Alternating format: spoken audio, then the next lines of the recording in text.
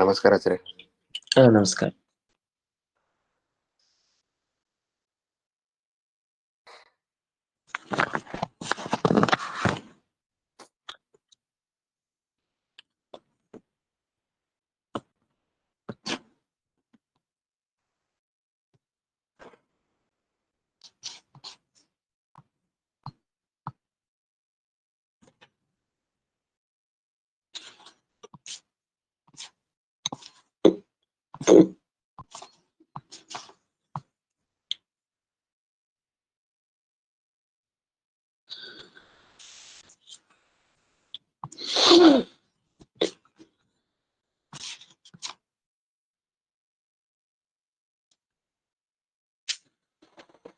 ಏನು ಆಚಾರ್ಯ? ಆಚಾರ್ಯ, ನೀವು ಪಾಠ ಶುರು ಮಾಡಕ್ ಮುಂದೆ ನಿನ್ನೆ ಹೇಳಿದ್ಲಿ ಒಂದೇ ಒಂದು ನಂಗೆ ಮರ್ತೋಯ್ತು. ಇದು ಮಾತ್ರ ಸ್ವಲ್ಪ ಹೇಳ್ಬೇಕು ಆಚಾರ್ಯ. ಹೇಯತ್ವ ವಚನಾಚ ಓಂನಲ್ಲಿ ಅಲ್ಲಿ ಪ್ರಾಧಾನ್ಯೇನ ಅಗ್ನೇಯತ್ವ ಅಂತ ಹೇಳಿದ್ರಿಲ್ಲ, ಅದಕ್ಕೆ ಏನ್ ಅರ್ಥ ಅಂತ ಕೊಂಚ ಹೇಳ್ಬೇಕಾಚಾರ್ಯ.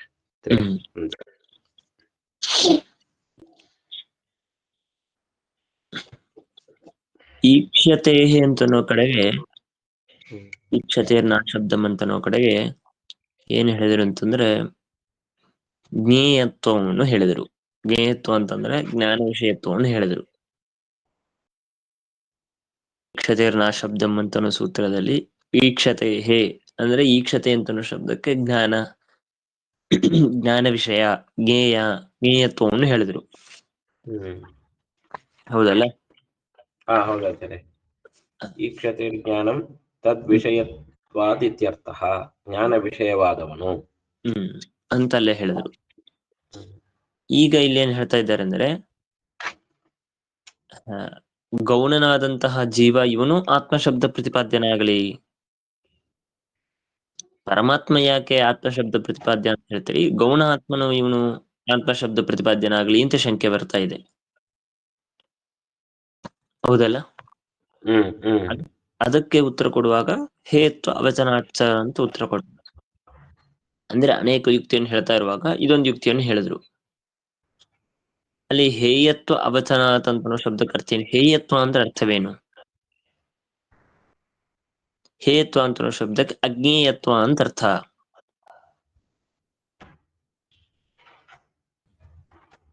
ಹೇಯತ್ವ ಅಂತಂದ್ರೆ ಅಜ್ಞೇಯತ್ವ. ಅಜ್ಞೇಯತ್ವ ಅಂದ್ರೆ ಅರ್ಥ ಏನು?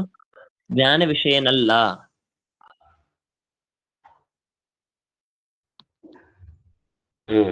ಜ್ಞಾನ ವಿಷಯನಲ್ಲ ಅಂತ ಅರ್ಥ ಬರುತ್ತೆ. ಹೇಗೆ ಜ್ಞಾನ ವಿಷಯನಲ್ಲ ಅಂತಂದ್ರೆ ಪ್ರಾಧಾನ್ಯೇನ ಅಜ್ಞೇಯತ್ವ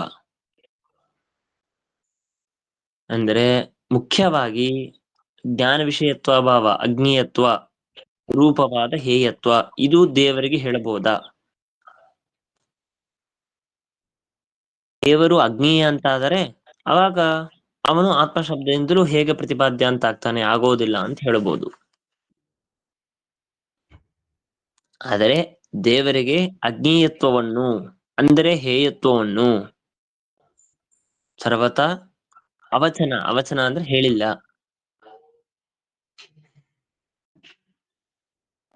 ಅರ್ಥ ಆಯ್ತಲ್ಲ? ಹಾ ಆಯ್ತಾಯ್ತಾರೆ. ಹಾಗಾದ್ರೆ ಏನ್ ಹೇಳಿದ್ದಾರೆ ದೇವರ ವಿಷಯದಲ್ಲಿ ಅಂದ್ರೆ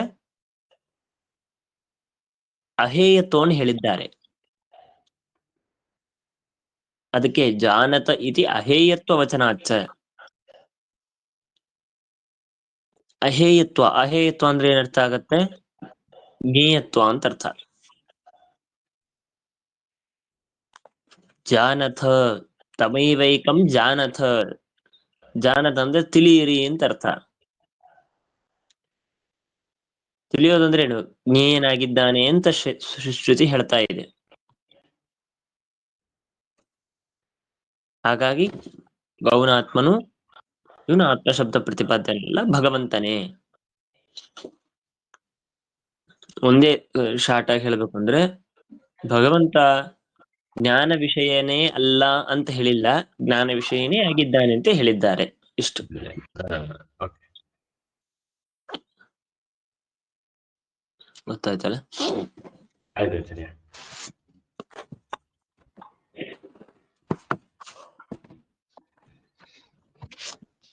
ಶುರು ಮಾಡೋಣ. ಶ್ರೀ ಗುರುಭ್ಯೋ ನಮಃ.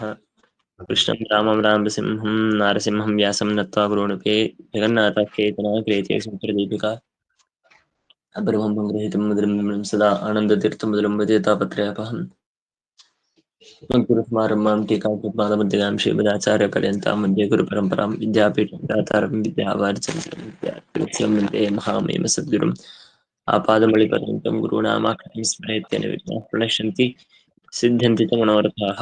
ಶ್ರೀ ಗುರುಭ್ಯೋ ನಮಃ. ಹರಿ ಓಂ. ಈಗ ನಾವು ಓಂ ಗತಿ ಸಾಮಾನ್ಯಾತ್ ಓಂ ಅಂತನ್ನುವಂತಹ ಸೂತ್ರದ ವಿಚಾರ ಮಾಡಬೇಕು. ನಾವು ಸ್ವಾಪ್ಯಯಾತ್ ಅಂತ ಸೂತ್ರದವರೆಗೆ ಮಾಡಿದ್ದೇವೆ. ಅಂದರೆ ಯಾಕೆ ಗೌಣನಾದಂಥವನು ಆತ್ಮಶಬ್ದ ಪ್ರತಿಪಾದ್ಯ ಅಲ್ಲ, ಅಥವಾ ಯಾಕೆ ನಿರ್ಗುಣನಾದಂಥವನೇ ಈ ಕ್ಷಣವನ್ನು ಪಡೆದಿದ್ದಾನೆ, ಈ ಕ್ಷಣೀಯನಾಗಿದ್ದಾನೆ ಅಂತ ಹೇಳಬಹುದಲ್ಲ ಅಂತ ಅನ್ನೋದಕ್ಕೆ ಅನೇಕ ಯುಕ್ತಿಯನ್ನು ಕೊಡ್ತಾ ಬರ್ತಾ ಇದ್ದಾರೆ. ಆತ್ಮಶಬ್ದಾತ್, ಮೋಕ್ಷೋಪದೇಶ, ಹೇಯತ್ವ ಅವಚನಾತ್, ಆಮೇಲೆ ಸ್ವಾಪ್ಯಯಾತ್ ಅಂತ ಹೀಗೆ ಯುಕ್ತಿಯನ್ನು ಕೊಡ್ತಾ ಬಂದ್ರು. ಈಗ ಏನ್ ಮಾಡ್ತಾ ಇದ್ದಾರೆ ಅಂದ್ರೆ ಗತಿ ಸಾಮಾನ್ಯ ಅಂತನ್ನುವಂತಹ ಸೂತ್ರದಲ್ಲಿ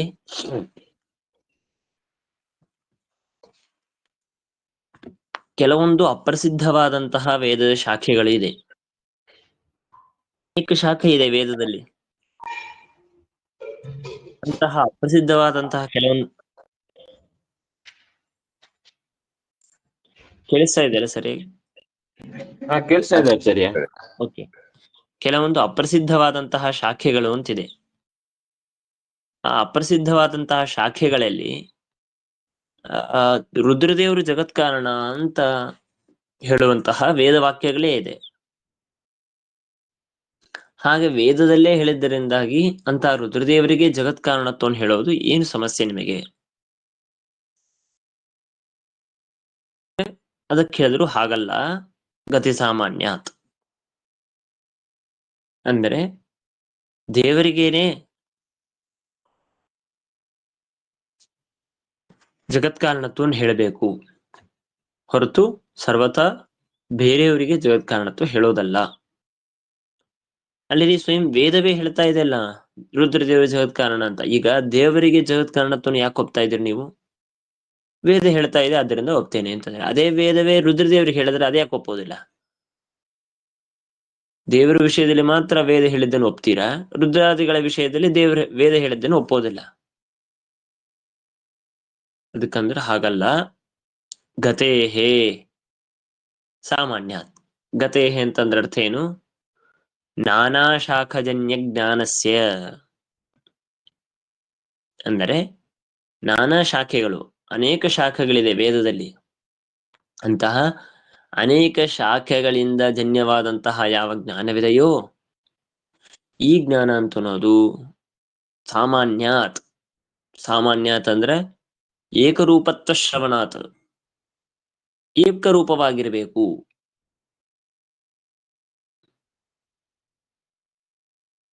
ಒಂದೇ ರೀತಿಯಾಗಿ ಪ್ರತಿಪಾದನೆ ಮಾಡಬೇಕು. ಅದು ಈ ಶಾಖೆ ಇರಲಿ ಮತ್ತೊಂದು ಶಾಖೆ ಇರಲಿ, ಒಟ್ಟಾರ ವೇದಗಳು, ವೇದ ಸಮುದಾಯ ಅದು ಒಬ್ಬನಿಗೇನೇ ಜಗತ್ಕಾರಣತ್ವವನ್ನು ಹೇಳ್ತಾ ಇರಬೇಕು. ಈಗ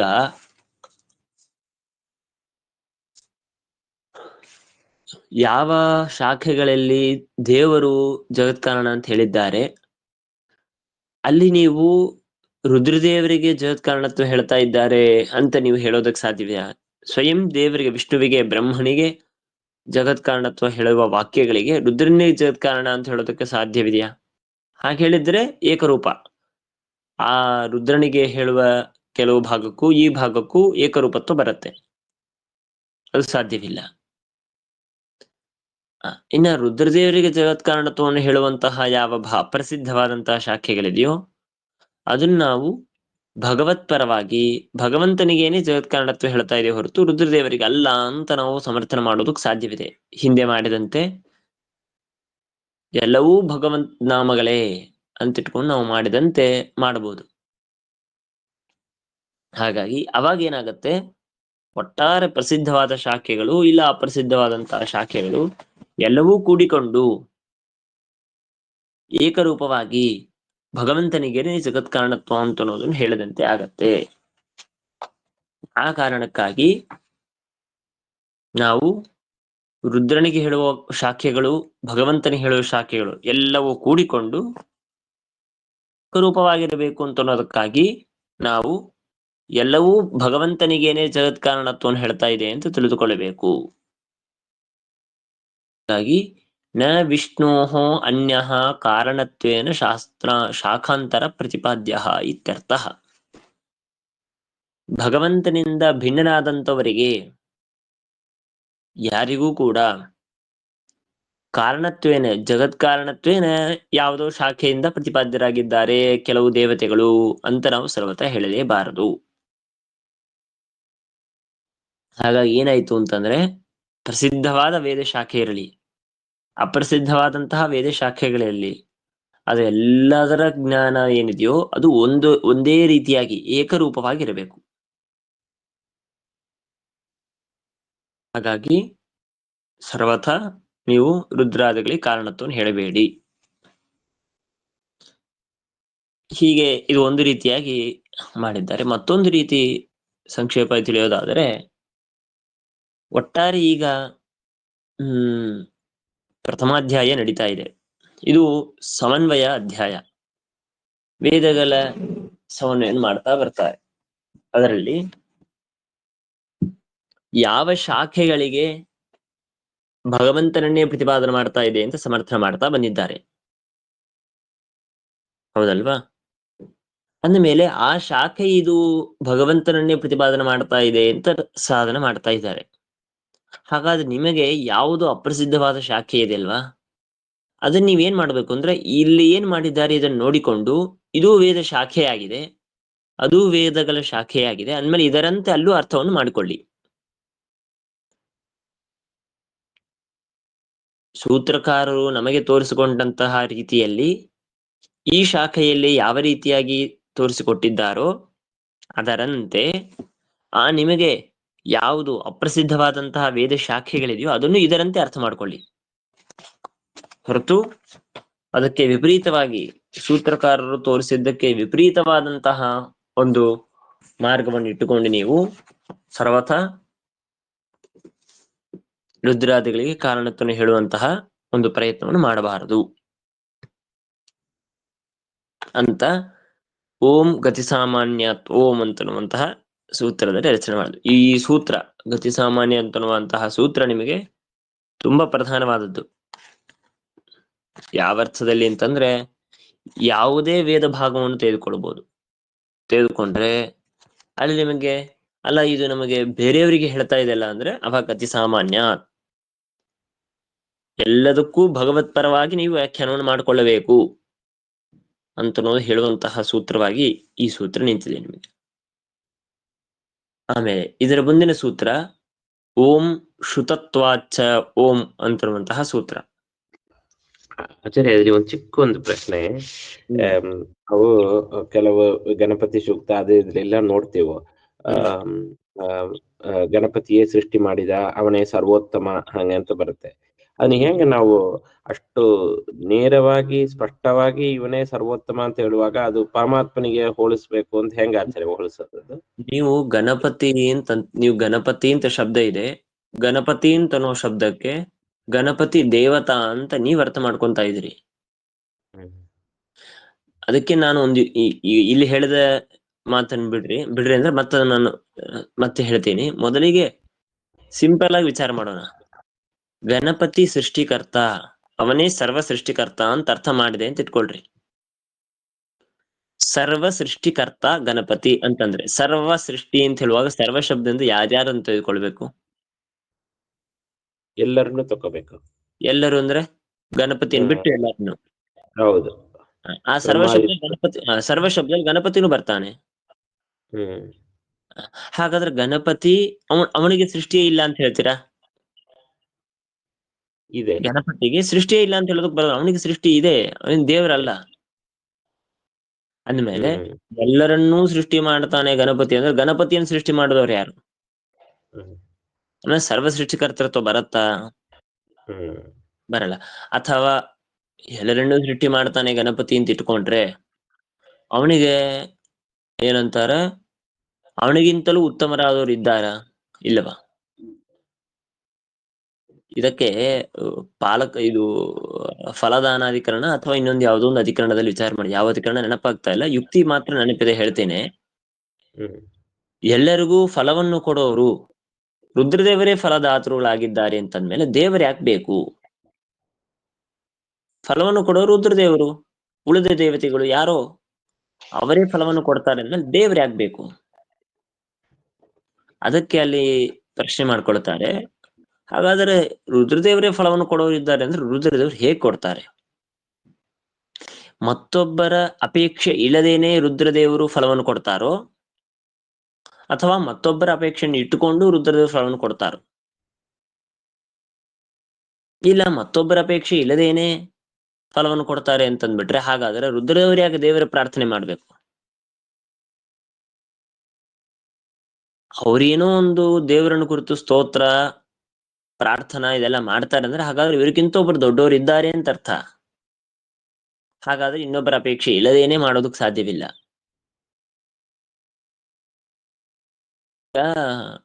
ರಾಜ ಇದ್ದಾನೆ ಅಂತ ಇಟ್ಕೊಳ್ರಿ, ರಾಜನ ಮಂತ್ರಿ ಅಥವಾ ಸೇವಕರು ಯಾರೋ ಇದ್ದಾರೆ ಅಂತ ಇಟ್ಕೊಳ್ರಿ. ಪ್ರಜೆಗಳು ಬಂದು ಏನು ಕೇಳ್ತಾರೆ ಅದನ್ನು ಕೊಡುವ ಸಾಮರ್ಥ್ಯ ಆ ಮಂತ್ರಿಗೆ ಅಥವಾ ಈ ಸೇವಕರಿಗೆ ಇದೆಯಾ? ಅವರಿಗೆ ನಾನು ಕೊಟ್ಬಿಟ್ರೆ ಮತ್ತೆ ರಾಜ ಏನಂತಾನೆ? ರಾಜ ಅಧಿಪತಿ, ಅವನಿಗೆ ಇಷ್ಟ ಇದೆಯೋ ಇಲ್ವೋ, ಏನೋ ಕೇಳ್ತಾ ಇದ್ದಾರೆ, ನಾನು ಕೊಟ್ಬಿಟ್ರೆ ಹೇಗೆ ಅಂತ ವಿಚಾರ ಮಾಡಿ ಅವನೇನ್ ಮಾಡ್ತಾನೆ, ರಾಜನ ಆಜ್ಞೆಯನ್ನು ಪಡಿತಾನೆ. ಸ್ವಾಮಿ ಹೀಗೆ ಕೇಳ್ತಾ ಇದ್ದಾರೆ, ಕೊಡ್ಬೋದಾ ಇದನ್ನ? ಅವನ ಆಜ್ಞೆಯನ್ನು ಪಡೆದುಕೊಂಡು ಕೊಟ್ರು ಇವರು. ಹಾಗೆ ರುದ್ರಾದಿ ದೇವತೆಗಳು ದೇವರ ಆಜ್ಞೆಯನ್ನು ಪಡೆದುಕೊಂಡು ಅವನು ಅನುಗ್ರಹದಿಂದಾಗಿ ರುದ್ರದೇವರು ಫಲವನ್ನು ಕೊಡ್ತಾರೆ ಹೊರತು ಸ್ವತಂತ್ರವಾಗಿ ಕೊಡುವ ಸಾಮರ್ಥ್ಯ ಯಾರಿಗೂ ಇಲ್ಲ. ಹಾಗೆ ದೇವರ ಆಜ್ಞೆಗೆ ಅನುಗುಣವಾಗಿ ಅವರು ಸೃಷ್ಟಿಯನ್ನು ಮಾಡಿದ್ರು ಅಂತ ಇಟ್ಕೊಳ್ರಿ. ಮಾಡಿದ್ರು ಅಂತ ಇಟ್ಕೊಂಡಾಗ ಅವರ ಆಜ್ಞೆಯಿಂದ, ಭಗವಂತನ ಆಜ್ಞೆಯಿಂದಾಗಿ ಪರಮಾತ್ಮನೇ ಅವನಲ್ಲಿ ನಿಂತು ಅವನನ್ನು ನಿಮಿತ್ತವನ್ನಾಗಿ ಮಾಡಿಕೊಳ್ಬೇಕು ಅಂತ ಹೇಳಿ ಸೃಷ್ಟಿಯನ್ನು ಮಾಡಿದ್ರು. ಫಾರ್ ಎಕ್ಸಾಂಪಲ್ ಬ್ರಹ್ಮದೇವರು ಅಂತ ಇಟ್ಕೊಳ್ರಿ. ಜಗತ್ ಸೃಷ್ಟಿಕರ್ತ ಯಾರು? ದೇವರು ಅಂತಂತೇವೆ. ಆದರೆ ಅದೇ ಜಗತ್ತನ್ನು ಸೃಷ್ಟಿ ಮಾಡೋದಕ್ಕೆ ಬ್ರಹ್ಮದೇವರಿಗೆ ಆಜ್ಞೆ ಮಾಡ್ತಾನೆ ಪರಮಾತ್ಮ. ಅವನಲ್ಲಿ ನಿಂತು ಮಾಡಿದವನು ಭಗವಂತನೇ. ಇದೊಂದು ಯುಕ್ತಿ. ಇನ್ನ ಈಗ ನಾವು ಸೂತ್ರದ ವಿಚಾರವನ್ನು ಮಾಡ್ತಾ ಬರುವಾಗ ಇಲ್ಲಿ ಸಮರ್ಥನ ಮಾಡಿದ ಯುಕ್ತಿ ಅಂತೂ ನಾಮಾನಿ ಸರ್ವಾಣಿ ನಾಮಾನಿ ವಿಶ್ವಾಭಿ ನಸಂತಿ ಲೋಕೆ ಯೋ ದೇವಾನಾಂ ನಾಮದ ಏಕಏವ. ಗಣಪತಿ ಎನ್ನುವ ಶಬ್ದ ಯಾರಿಗೂ ಇಲ್ಲೇ ಇಲ್ಲ. ಸರ್ವನಾಮಗಳು ಭಗವಂತನನ್ನೇ ಹೇಳ್ಕೊಡೋದು. ಸರ್ವನಾಮಗಳು ಭಗವಂತನನ್ನೇ ಹೇಳ್ಕೊಡೋದು ಅಂತಂದ್ಮೇಲೆ ಎಲ್ಲೇ ನಿಮಗೆ ಜಗತ್ ಕಾರಣತ್ವ ಇದೆ? ಗಣಪತಿ ಜಗತ್ಕಾರನಾಗಿದ್ದಾನೆ, ಅಥವಾ ಇಂದ್ರ ಜಗತ್ಕಾರಣ, ಅಥವಾ ಇನ್ನು ಯಾವುದೇ ಜಗತ್ಕಾರನಾಗಿದ್ದಾನೆ ಹಾಗೆ ಹೀಗೆ ಅಂತ ಹೇಳುವಾಗ ಅಲ್ಲಿ ಯಾವುದೇ ಶಬ್ದ ಇದ್ರೂ ಅದು ಭಗವಂತನ ಗಣಾನಾಂ ಪತಿಹಿ, ಗಣಪತಿ ಅಂತ ಶಬ್ದಕ್ಕೆ ಗಣ ಅಂದ್ರೆ ಸಮುದಾಯ, ಸಮುದಾಯಕ್ಕೆ ಪತಿ ಒಡೆಯನಾದವನು. ಈ ನಾವು ತಿಳಿದುಕೊಂಡ ಪ್ರಸಿದ್ಧನಾದ ಗಣಪತಿ ದೇವತೆ ಇವನು ಎಷ್ಟು ಗಣಗಳಿಗೆ ಪತಿಯಾಗಿದ್ದಾನೆ? ಭಗವಂತ ಎಷ್ಟು ಗಣಗಳಿಗೆ ಪತಿಯಾಗಿದ್ದಾನೆ? ಮುಖ್ಯವಾದ ಗಣಗಳಿಗೆ ಪತಿತ್ವ ಯಾರಲ್ಲಿ ಬಂತು? ಪರಮಾತ್ಮನಲ್ಲಿ ಬಂತು. ಅವನ ಅನುಗ್ರಹದಿಂದಾಗಿ ಗಣಪತಿ ಪ್ರಸಿದ್ಧನಾದ, ನಮನಿಗೆ ಪ್ರಸಿದ್ಧನಾದ ಗಣಪತಿ ದೇವತೆಗೆ ಸೀಮಿತವಾದ, ದೇವರ ಅಪೇಕ್ಷೆಯಲ್ಲಿ ಸೀಮಿತವಾದ ಕೆಲವೊಂದು ಗಣಗಳಿಗೆ ಮಾತ್ರ ತಾನು ಪತಿಯಾಗಿದ್ದಾನೆ. ಅದಕ್ಕೆ ಇನ್ನೊಂದು ನ್ಯಾಯವಿದೆ. ಮುಖ್ಯಾಮುಖ್ಯಯೋಹೋ ಮುಖ್ಯೇ ಕಾರ್ಯ ಸಂಪ್ರತ್ಯಯ ಅಂತಂತಾರೆ. ಅಲ್ಲಿ ಏನೇ ಇರ್ಲಿ, ದೇವರು ಗಣಪತಿಯೇ, ಈ ಗಣಪತಿ ದೇವತೆಯು ಗಣಪತಿಯೇ, ನಾನು ಈ ಗಣಪತಿ ಅಂತ ಅಂತಾನೆ, ಆಗ ದೇವರನ್ನು ಯಾಕೆ ತೆಗೆದುಕೊಳ್ಬೇಕು? ಅದಕ್ಕೆ ಮುಖ್ಯಾಮುಖ್ಯಯೋಹೋ ಮಧ್ಯೆ, ಮುಖ್ಯ ಅಮುಖ್ಯಗಳ ಮಧ್ಯದಲ್ಲಿ ಮೊದಲಿಗೆ ಮುಖ್ಯವನ್ನು ಸ್ವೀಕಾರ ಮಾಡಬೇಕು. ಮುಖ್ಯವಾದ ಗಣಪತಿತ್ವ ಯಾರಿಗಿದೆ? ದೇವರಿಗಿದೆ. ಅಮುಖ್ಯವಾದ ಗಣಪತಿತ್ವ ಯಾರಿಗಿದೆ? ಈ ಗಣಪತಿ ದೇವತೆಗಿದೆ. ಹಾಗಾಗಿ ಮುಖ್ಯವನ್ನು ಮೊದಲಿಗೆ ಸ್ವೀಕಾರ ಮಾಡಿದಾಗ ಅಲ್ಲಿ ಏನಾದ್ರೂ ನಮಗೆ ಸಮಸ್ಯೆ ಬಂದ್ರೆ ಆವಾಗ ನಾವು ಈ ದೇವತೆಗೆ ತೆಗೆದುಕೊಳ್ಬೇಕು. ಸುಮ್ನೆ ಇವಾಗ ಗಣಪತಿಗೆ ಏನೋ ಒಂದು ಸಮಸ್ಯೆ ಆಯಿತು, ಈ ದುಃಖವಾಯಿತು ಅಂತ ನಾನು ಅಂದೆ ಅಂತ ಇಟ್ಕೊಳ್ರಿ. ಅವಾಗ ಗಣಪತಿ ಶಬ್ದಕ್ಕೆ ಏನ್ ಅರ್ಥ ತೆಗೆದುಕೊಳ್ಬೇಕು? ಈ ಪ್ರಸಿದ್ಧನಾದ ದೋಷ ಸಂಭಾವಿತವಾಗುವಂತಹ ಗಣಪತಿ ಅಂತ ತೆಗೆದುಕೊಂಡು ಅವನಲ್ಲಿ ಈ ದೋಷವಿದೆ, ಈ ಸಮಸ್ಯೆ ಇದೆ ಅಂತ ಹೇಳ್ಬೇಕು. ಒಂದು ಶಬ್ದ ಇದೆ ಅಂತದ ಮಾತ್ರಕ್ಕೆ ಈಗ ಸುಮ್ನೆ ನಾನೊಂದು ಹೇಳಿದೆ, ನಾರಾಯಣ ಅಂತ ನಾರಾಯಣಾಚಾರ್ಯರು ಅಂತ ನಾನು ಹೇಳಿದೆ. ನಾರಾಯಣಾಚಾರ್ಯರು ಏನು ಒಳ್ಳೆ ಮಹಾ ತಪಸ್ವಿಗಳು, ಒಳ್ಳೆ ಸಾಧುಗಳು ಅಂತ ನಾನು ಅಂದೆ ಅಂತ ತಿಳ್ಕೊಳ್ರಿ. ನನಗೆ ಪರಿಚಯ ಇದ್ದವರು ಇಬ್ಬರು ನಾರಾಯಣಾಚಾರ್ಯರು ಅಂತ ಇದ್ದಾರೆ. ಒಳ್ಳೆ ಸಾಧುಗಳಾದ, ಒಳ್ಳೆ ತಪಸ್ವಿಗಳಾದ ನಾರಾಯಣಾಚಾರ್ಯರು ಅಂತ ಒಬ್ಬರಿದ್ದಾರೆ. ಇನ್ನೊಬ್ರು ನಾರಾಯಣಾಚಾರ್ಯ ಅಂತ ಇದ್ದಾರೆ, ಅವರು ಏನೂ ಉಪಯೋಗವಿಲ್ಲ, ಏನೂ ಸಾಧನ ಮಾರ್ಗದಲ್ಲಿ ಸಾಧನೆ ಮಾಡಿಲ್ಲ, ಅಸಜ್ಜನರು, ದುಷ್ಟರು ಅಂಥವರು ನಾರಾಯಣಾಚಾರ್ಯ ಅಂತ ಇದ್ದಾರೆ. ಅವಾಗ ನಾರಾಯಣಾಚಾರ್ಯರು ಮಹಾ ತಪಸ್ವಿಗಳು, ಅವರು ಬಂದಿದ್ದಾರೆ ಅಂದ್ರೆ ಅವಾಗ ನೀವ್ ಏನಂತ ಅರ್ಥ ಮಾಡ್ಕೊಳ್ತೀರಿ? ಯಾವುದನ್ನು ಸ್ವೀಕಾರ ಮಾಡ್ತೀರಿ ನೀವು?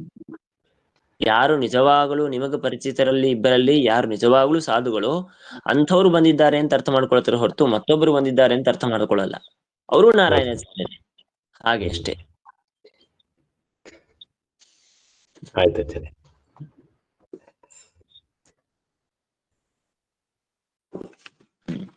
ಹಾಗೆ ನಿಮಗೆ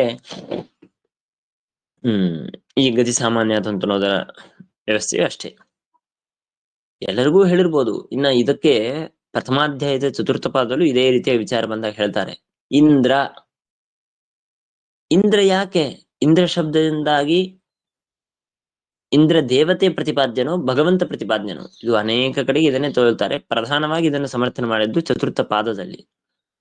ಇಂದ್ರ ಶಬ್ದಕ್ಕೆ ಅರ್ಥವೇನು? ಇತಿ ಪರಮೇಶ್ವರ್ಯೇ, ಪರಮೇಶ್ವರ್ಯ, ಐಶ್ವರ್ಯ ಹೆಚ್ಚು ಯಾರಿಗಿದೋ ಅವನು ಇಂದ್ರ.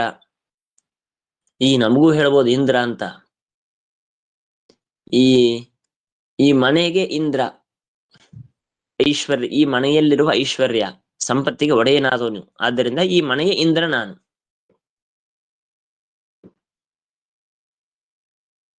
ಹಾಗೆ ಇಂದ್ರ ದೇವತೆ ಇವನು ಎಷ್ಟು ಸಂಪತ್ತಿಗೆ? ಸ್ವರ್ಗಲೋಕಾಧಿಪತಿ ಅಂತಂತೇವೆ. ಹಾಗಾಗಿ ಅವನು ಇಂದ್ರ. ಆದರೆ ದೇವರು ಸರ್ವಲೋಕಗಳಿಗೂ ಅಧಿಪತಿ. ಎಷ್ಟು ಸಣ್ಣದಾಯ್ತು ನೋಡ್ರಿ. ಸ್ವರ್ಗಲೋಕಾಧಿಪತಿ ಇಂದ್ರ ದೇವರ ಮುಂದೆ ಸರ್ವಲೋಕಕ್ಕೆ ಅಧಿಪತಿಯಾದ ಪರಮಾತ್ಮ ಎಲ್ಲಿ? ಕೇವಲ ಸ್ವರ್ಗಲೋಕಾಧಿಪತಿಯಾದಂತಹ ಇಂದ್ರ ಎಲ್ಲಿ? ನಮ್ಮ ಅಪೇಕ್ಷಾ ಸ್ವರ್ಗಲೋಕಾಧಿಪತಿ ದೊಡ್ಡದು, ಆದರೆ ದೇವರ ಅಪೇಕ್ಷೆಯ ತುಂಬಾ ಚಿಕ್ಕದು. ಹಾಗೆ ಸರ್ವಲೋಕಾಧಿಪತಿ ಆದದ್ದರಿಂದಾಗಿ ದೇವರೇನೇ ಇಂದ್ರ ಶಬ್ದ ಪ್ರತಿಪಾದ್ಯ. ಮತ್ತೆ ಈ ಇಂದ್ರ ದೇವತೆ ಹೇಗೆ? ಅದಕ್ಕೆ ಹೇಳ್ತಾರೆ ತದಧೀನತ್ವನ್ಯಾಯೇನ ಅಂತಂತಾರೆ. ಅದಕ್ಕೆ ಒಂದು ಸೂತ್ರ ಓಂ ತದಧೀನತ್ವಾದ್ ಅರ್ಥವತ ಓಂ ಅಂತನೂ ಸೂತ್ರದಲ್ಲಿ ವಿಚಾರ ಮಾಡ್ತಾರೆ.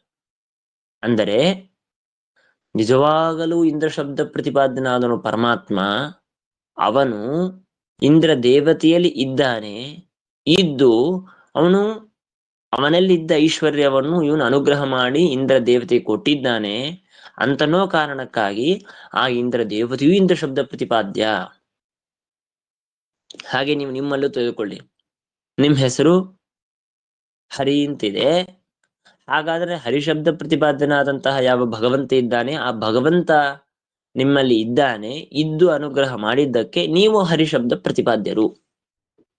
ನಿಜವಾಗ್ಲೂ ಪ್ರತಿಪಾದ್ಯನಾದನು ಪರಮಾತ್ಮ, ಅವನು ಇದ್ದದ್ದಕ್ಕೆ ನೀವು ಈ ಶಬ್ದದ ಪ್ರತಿಪಾದ್ಯರು. ನಿಮ್ಮ ತಂದೆಯಾದವರು ನೀವು ಹುಟ್ಟಿದಾಗ ನಿಮಗೆ ಆ ಹೆಸರನ್ನು ಇಡೋದಕ್ಕಾಗಿ ಪ್ರೇರಣೆ ಮಾಡಿದ್ದು, ಇಚ್ಛೆಯನ್ನು ಹುಟ್ಟಿಸಿದ್ದಕ್ಕಾಗಿ ಯಾರು ಕಾರಣ? ಯಾರು ಪ್ರೇರಣೆ ಮಾಡಿದ್ದಾರೆ? ದೇವರ ಪ್ರೇರಣೆ. ದೇವರು ವಿಚಾರ ಮಾಡಿದ, ಈ ವ್ಯಕ್ತಿ ಇವನು ಈ ನಾಮದಿಂದಾಗಿ ಪ್ರತಿಪಾದ್ಯನಾಗಲಿ ಅಂತ ನನಗೆ ಇಚ್ಛೆ ಇದೆ. ಹಾಗಾಗಿ ಅದೇ ಶಬ್ದ ಪ್ರತಿಪಾದ್ಯನಾದ ನಾನು ಅವನಲ್ಲಿ ಇದ್ದು ಅವನಿಗೆ ಆ ಶಬ್ದ ಪ್ರತಿಪಾದ್ಯತ್ವ ಬರುವಂತೆ ನಾನು ಅನುಗ್ರಹ ಮಾಡ್ತೇನೆ ಅಂತ ತನ್ನ ಸಂಕಲ್ಪಕ್ಕೆ ಅನುಗುಣವಾಗಿ ಹೆಸರನ್ನು ಇಟ್ಟಿದ್ದಾರೆ. ಆ ಹೆಸರನ್ನು ಇಟ್ಟಿದ್ದಕ್ಕೆ ನೀವು ಆ ಶಬ್ದ ಪ್ರತಿಪಾದ್ಯರು. ಇಲ್ಲದೆ ಹೋದ್ರೆ ಆ ಶಬ್ದವನ್ನು ನಿಮ್ಮನ್ನು ಕರೀಲೇಬಾರದು. ನಿಮ್ಮನ್ನು ಅರ್ಥವಾಯ್ತಲ್ಲ? ಆಯ್ತು ಆಚಾರ್ಯ.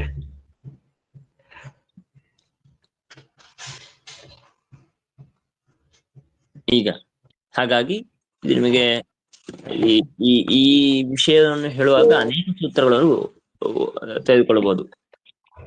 ಈಗ ಅತಿ ಸಾಮಾನ್ಯಾತ, ತತ್ವ ಸಮನ್ವಯಾತ, ಆಮೇಲೆ ಇದು ಯಾವ್ದು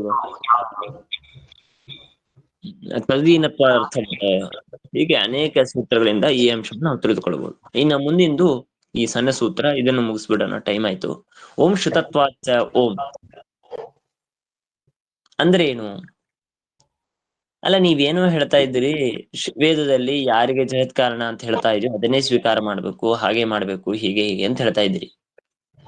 ಯಾರನ್ನು ಹೇಳ್ತಾ ಇದೆ ಅಂದ್ರೆ ಗುಣಾತೀತನಾದಂತಹ ಅವನು ಅವನನ್ನೇ ಹೇಳ್ತಾ ಇದೆ ಅಂತ ಇದ್ರಿ. ವೇದದಲ್ಲಿ ಕೆಲವೊಂದು ಶಬ್ದವಿದೆ. ಏನ್ ಶಬ್ದ ಅಂದ್ರೆ ಏಕೋ ದೇವ ಸರ್ವ, ಅಲ್ಲಿ ಕೊಟ್ಟಿದ್ದಾರೆ ಏಕೋ ದೇವ ಇತಿ ಶುಚ್ಯತ್ವಾಚ ಅಂತ ಶಬ್ದ ಕೊಟ್ಟಿದ್ದಾರೆ. ಅಲ್ಲಿ ಏಕೋ ದೇವ ಅನ್ನೋದಕ್ಕೆ ಅಭಿಪ್ರಾಯವೇನೆಂದ್ರೆ, ಅದು ಶ್ರುತಿ ಇದೆ. ಏಕೋ ದೇವ ಸರ್ವದೇವೇಶು ಗೂಢ ಸಾಕ್ಷಿ ಚೇತ ಕೇವಲೋ ನಿರ್ಗುಣಶ್ಚ ಅಂತ ಒಂದು ಶ್ರುತಿ ಇದೆ. ಆ ಶ್ರುತಿಯಲ್ಲಿ ಸಾಕ್ಷಿ ಚೇತ ಕೇವಲ ನಿರ್ಗುಣಶ್ಚ ಅಂತ ಹೇಳಿದ್ದಾರೆ. ನಿರ್ಗುಣಶ್ಚ, ಗುಣ ಇಲ್ಲ ಅಂತ ಹೇಳಿದ್ದಾರೆ. ಹಾಗಾಗಿ ನಿರ್ಗುಣ ಅಂತನ್ನುವಂತಹ ಯಾವ ಪದವಿದೆಯೋ, ಆ ಪದದಿಂದ ಕೂಡಿದಂತಹ ಯಾವ ಶ್ರುತಿ ಇದೆಯೋ, ಆ ಶ್ರುತಿಯಿಂದ ಪ್ರತಿಪಾದ್ಯನಾದವನು ಯಾರು? ಭಗವಂತನೇ. ಯಾಕೆ ನಿರ್ಗುಣ ಅಂತ ಶಬ್ದದಿಂದ ಪ್ರತಿಪಾದ್ಯನಾದನು ಪರಮಾತ್ಮ ಅಂತ ಹೇಳಬೇಕು ಅಂದ್ರೆ, ಆ ಶ್ರುತಿ ಏನೇನ್ ಹೇಳ್ತಾ ಇದೆ ವಿಚಾರ ಮಾಡ್ರಿ. ಏಕೋ ದೇವ ಸರ್ವದೇವೇಶು ಗೂಢ ಸಾಕ್ಷಿ ಚೇತ ಅಂತ ಶ್ರುತಿಯಲ್ಲಿ ವ್ಯಾಪಕನಾದವನು, ವ್ಯಾಪಕತ್ವ ಹೇಳ್ತಾ ಇದೆ. ಜಡ ಪದಾರ್ಥದಿಂದಾಗಿ ಮಿಶ್ರಿತನಾಗದೇ ಇದ್ದವನು. ಈಗ ನಾನಿದ್ದೇನೆ, ನನಗೆ ಜಡವಾದ ದೇಹ ಇದೆ, ಜಡ ಪದಾರ್ಥದಿಂದ ಮಿಶ್ರಿತನಾಗಿ ನಾನಿದ್ದೇನೆ. ಹಾಗೆಯೇ ಸರ್ವಥ ಅಲ್ಲ, ಜಡ ಅಮಿಶ್ರಿತನಾದವನು, ವ್ಯಾಪ್ತನಾದವನು ಇತ್ಯಾದಿಗಳನ್ನು ಪಡೆದಂತ ಯಾರೋ ಅವರು ಸಾಕ್ಷಿ ಚೇತ ಕೇವಲ ನಿರ್ಗುಣಶ್ಚ ಅಂದ್ರೆ ನಿರ್ಗುಣ ಶಬ್ದ ಪ್ರತಿಪಾದ್ಯರು ಅಂತ ವೇದ ಹೇಳ್ತಾ ಇದೆ. ಜೀವನಿಗೆ ಒಪ್ಪಬಹುದಾ ನಾವು? ಸರ್ವಥ ಇಲ್ಲ. ಹಾಗಾದ್ರೆ ನಿರ್ಗುಣ ಅಂತ ಅನ್ನೋ ಶಬ್ದ ಯಾರನ್ನು ಹೇಳ್ಕೊಡುತ್ತೆ ನಮಗೆ? ಇನ್ನ ಎಲ್ಲಾ ಮೇಲಾಗಿ ಜೀವನಿಗೆ ಸತ್ವಗುಣ, ರಜೋಗುಣ, ತಮೋಗುಣ ಇಲ್ಲದೆ ಇರ್ತಾನ? ಇಲ್ಲ, ಇರಲೇಬೇಕು. ನಿರ್ಗುಣ ಅಂತ ಅನ್ನೋ ಶಬ್ದಕ್ಕೆ ಅಷ್ಟೇ ಅರ್ಥ, ಸತ್ವಗುಣ, ರಜೋಗುಣ, ತಮೋಗುಣ ಇಲ್ಲದೆ ಇದ್ದವನು. ಇದು ಪರಮಾತ್ಮನಿಗೇನೆ ಬರುತ್ತೆ. ಪರಮಾತ್ಮನೇನೆ ನಿರ್ಗುಣ ಶಬ್ದದಿಂದಾಗಿ ಕೂಡಿದಂತಹ ವೇದ ಪ್ರತಿಪಾದ್ಯನಾದನು ಪರಮಾತ್ಮನೇ. ಹಾಗಾಗಿ ಪರಮಾತ್ಮನಿಗೇನೆ ವಾಚ್ಯತ್ವವನ್ನು ಹೇಳಬೇಕು. ಇಲ್ಲಿ ಪ್ರಿಂಟ್ ಮಿಸ್ಟೇಕ್ ಇರಬೇಕು ಅಂತ ಅನಿಸುತ್ತೆ. ಈಗ PDF ಅಲ್ಲಿ ಸೂತ್ರದೀಪಿಕೆಯಲ್ಲಿ ಏಕೋದೇವಃ ಇತಿ ಶ್ರುತ್ಯುಕ್ತತ್ವಾಚ್ಚ ಶ್ರುತಿಯಲ್ಲಿ ಹೇಳಲ್ಪಟ್ಟಿದ್ದಾನೆ. ಹಾಗಾಗಿ ನ ಶಬ್ದವಾಚ್ಯಂ ಬ್ರಹ್ಮ ಅಂತ ಹೀಗಿರಬಾರದು, ನ ಶಬ್ದ ಅವಾಚ್ಯಂ ಬ್ರಹ್ಮ ಅಂತ ಇರಬೇಕು ಅಂತ ಅನಿಸುತ್ತೆ. ಓಕೆ ಆಚಾರ್ಯ. ಅಂದ್ರೆ ವಾಚ್ಯಂ ಅಂತಂದ್ರೆ ದೇವರು ವಾಚ್ಯನಲ್ಲ ಅಂತ ಅರ್ಥ ಆಗತ್ತೆ. ದೇವರು ವಾಚ್ಯತ್ವ ಇಲ್ಲ ಅಂತ ಅನ್ನೋದಕ್ಕೆ ಶ್ರುತ್ಯುಕ್ತತ್ವಾಚ ಅಂತ ಅನ್ನೋದು ಉತ್ತರವಾಗಲ್ಲ. ಶ್ರುತ್ಯುಕ್ತನಾಗಿದ್ದಾನೆ, ಹಾಗಾಗಿ ಪರಮಾತ್ಮ ಶಬ್ದ ವಾಚ್ಯನಾಗಿದ್ದಾನೆ ಅಂತ ಹೇಳಬೇಕು. ಹಾಗಾಗಿ ಪ್ರಿಂಟ್ ಒಳಗೆ ಮುಂದೆ ಆಗಿರ್ಬೇಕು. ನ ಶಬ್ದ ಅವಾಚ್ಯಂ ಅಂತ ಬರ್ಬೇಕು ಆಚಾರ್ಯ. ನ ಶಬ್ದ ಅವಾಚ್ಯಂ ಅಂತಿದ್ರೆ ನಮಗೆ ಸರಿಯಾಗಿ ಹೋಗುತ್ತೆ.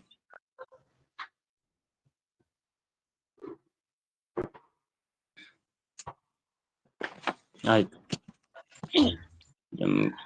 ಇದಂ ಪೂಜಾ ಹರೇರೇವೋಯಿತಂ ಸದಾ ಹರ್ಯಧೀನಂ ಚ ಸರ್ವತ್ರ ಇತ್ಯೇವಂ ನ್ಯಾಸೋ ಹರೋ ಸ್ಮೃತಃ. ಶ್ರೀಕೃಷ್ಣಾರ್ಪಣಮಸ್ತು. ನಮಸ್ಕಾರ. ನಮಸ್ಕಾರ. ಶ್ರೀಕೃಷ್ಣ.